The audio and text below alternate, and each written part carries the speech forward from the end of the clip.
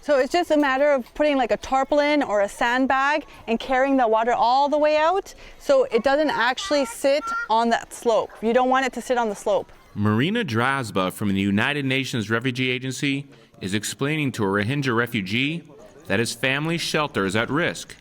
It sits on a hill that is slowly being eroded by water and could eventually collapse. This is a common situation at Rohingya refugee camps.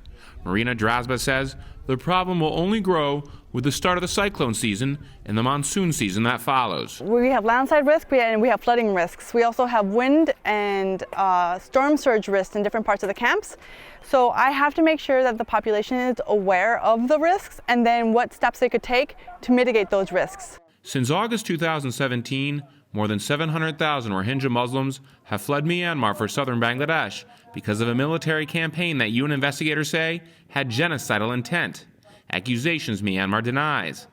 The refugees now live in overcrowded camps that are essentially unplanned cities.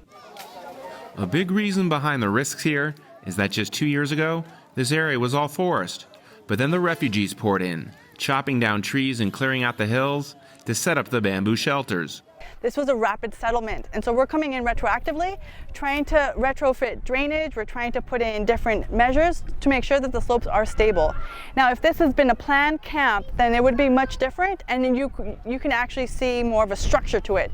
As you can see behind me, it's not very structured. It's just random. Refugees are adding sandbags. Worn down walls and roofs are being replaced. Community outreach teams are going across the camps and reading illustrated books out loud to groups of refugees to help them understand steps they can take if a strong storm approaches. We learned that if 3 flags are raised, that means the wind is severe and we need to move to a safe place, and we should take enough dry food with us to last for at least 3 days. There are still concerns that not enough steps have been taken to prepare for a potential cyclone that might strike the camps one day. Aid workers say camps are in low-lying areas, making these shelters more susceptible. Dave Grunebaum for VOA News, Cox's Bazar, Bangladesh.